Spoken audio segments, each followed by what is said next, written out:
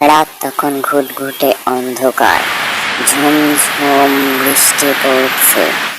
জীবন বাড়ির বড় বউ জিন কান্নায় ভেঙে পড়ছে। তার প্রসব বেদনা উঠেছে। তাকে নিয়ে গিয়ে শুয়ে অক্সিজেন দেওয়া হয়।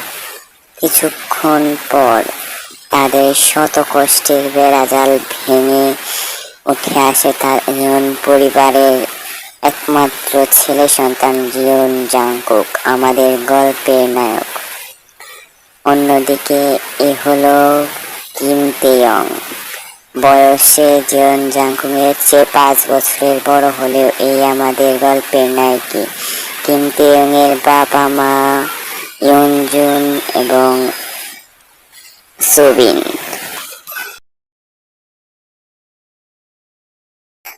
ধুরবাল, কোনো ভিডিও ভাইরাল হয় না। আমি লিসা আপুর কাছে যাই। আমি যাইতেছি।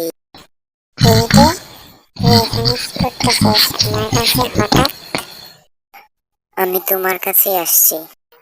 আমার কাছে কেন? আমি তো এখন ভাইরাল, কোটিপতি। এখন কেন আসছিস আমার? আমিও ভাইরাল হতে আসছি। কি? তুই হবি ভাইরাল? তুমি এমনটা বলতে পারলে আমার হয়েছে। আর কান্না করতে হবে না, যা আমি তোকে ভাইরাল হইতে সাহায্য করবো। সমস্যা সত্যি? তুমি জানিস না এখানে ভাইরাল হইতে অনেক সমস্যা রয়েছে। ভাইরাল হলেও উপর দিক দিয়ে শান্তি থাকলেও নিজের মনে কোনো শান্তি থাকে না। সমস্যা নয়, আমি হব। ঠিক আছে, আমাকে কি করতে হবে? তোকে তোর যে ছোট একটা ছেলেকে বিয়ে করতে হবে। কি? ছোট ছেলে? আমি যেমন বুগামকে বিয়ে করছি, তোকেও তোর বয়সের যে একটা ছোট ছেলেকে বিয়ে করতে হবে। তুই আগে ছেলে বাছাই কর, তারপর আমি তোকে সবকিছু বুঝিয়ে দিব। আচ্ছা ঠিক আছে, আমি আগে ছেলে বাছাই করি, তারপর যা করার তুমি আমাকে বইলা দিবা। ঠিক আছে, তুই আগে ছেলে বাছাই কর, তারপর যা করার আমি তোকে বুঝাই দিব, পরে যা হওয়ার হবে। আচ্ছা ঠিক আছে, তাহলে আমি এখন যাই। ঠিক আছে, টাটা, আমি যাইতেছি। আচ্ছা, যা তাহলে। হ্যালো এভরিওয়ান, দেখেই বুঝতে পারছো যে আমাদের ভাইরাল হওয়ার অনেক শখ। ভাইরাল হওয়ার জন্য সে লিসার কাছে গেছে। লিসা তাকে বুদ্ধি দিয়ে দিয়েছে। এখানে লিসা খারাপ বাদ খারাপ, এটা কোনো কথা না। এটা তাদের শখের বসে করা একটি কাজ।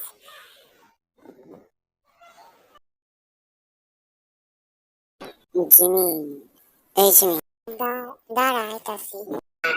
তোর জন্য সবসময় দেরি হয়। হয়েছে, আশা করছি তো, এখন চল।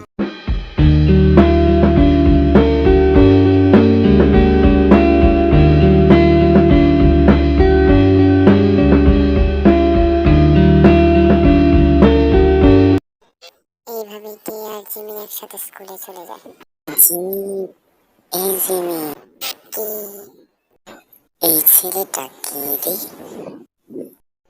এই ছেলেটা, এটা তো আমার ছোট ভাই। কি? এটা তোর ছোট ভাই? হ্যাঁ, তোরা কেন অবাক হয় নাকি? আরে না, চল কাছে যাই, দেরি হয়ে যাচ্ছে। স্কুল শেষ হওয়ার পর জিমিনের বাড়ি আর তের বাড়িতে চলে যায়। বাবা, আমি কি দেখলাম? এটা ছেলে নাকি অন্য কিছু? আমার কাছে এত সুন্দর ছেলে রাইখা আমি এতদিন বড় হয়েছি। আমাকে এখন লিসা আপুর কাছে চাইতে হবে। এ কিলো শুননি, ভাত খাইতে না? না, আমি ভাত খাইতাম না, আমি লিসা আপুর কাছে যাইতেছি। এই বলে লিসার কাছে চলে যায়। লিসা আপু, কি রে তে এখানে এতদিন পর? লিসা আপু, আমি ছেলে খুঁজে পাইয়া গেছি। কি? হ্যাঁ, আমি ছেলে খুঁজে পাইয়া গেছি। এখন আমাকে আর কি কি কাজ করতে হবে ভাইরাল হওয়ার জন্য আমারে বইলা দাও। কি, তুই ছেলে খুঁজে পাইয়া গেছস? আমি তো ভাবছিলাম তুই ভুলাই যাবি এতদিনে আমার কথা। এই তুই কখনো কারো কথা বলেন, এখন আমাকে কি করতে হবে বলো? তুই লিসাকে জিজ্ঞেস কর। লিসাও থেকে সবকিছু খুলে বলে দেয়। তোমরা গল্পটা ফুলটা দেখতে পারলেই বুঝতে পারবা, বুঝছো? রাতের বেলায় নিজের ঘরে বসে আছে। এই ছেলেটা তো আমার মাথা থেকে বাইর হইতাছে। এ কি আমারে চিনছে? এ আমার মনের ভেতরে ঢুকছে। দাঁড়া দেখ আমি এর কি করি।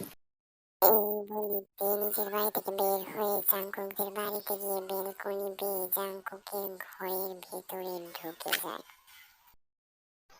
সে জাঙ্কুকদের বাসায় গিয়ে দেখতে পায় জাঙ্কুক তার বিছানায় বসে কান্না করে। কি হয়েছে জাঙ্কুক? জাঙ্কুক জান আমার, তোমার কি হয়েছে? তুমি এভাবে কান্না করতেছো কেন? হ্যাঁ, তুমি কি? হ্যাঁ, তুমি আমার ঘরে কি করছো? আমি আমি এঞ্জেল। তোমার কান্না দেখে আকাশ থেকে নাইমা আসছি। এখন বলো, তুমি এইভাবে কেন কান্না করতেছো? তোমার কান্না দেখে তো আমারও কান্না পাইতেছে। আমি বাড়িতে একা, কি আমার সাথে কেউ নেই। কি?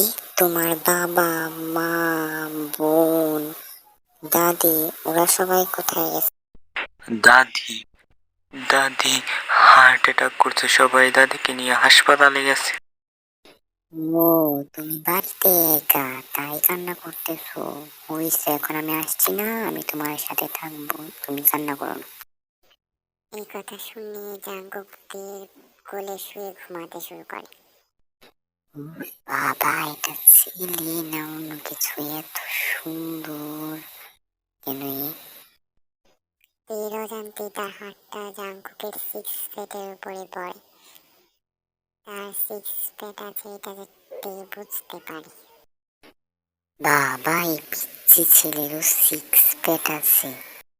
Control control. তুই নিজেকে কন্ট্রোল কর, না হলে তুই নিজের পায়ে নিজেই কুড়াল মারবি।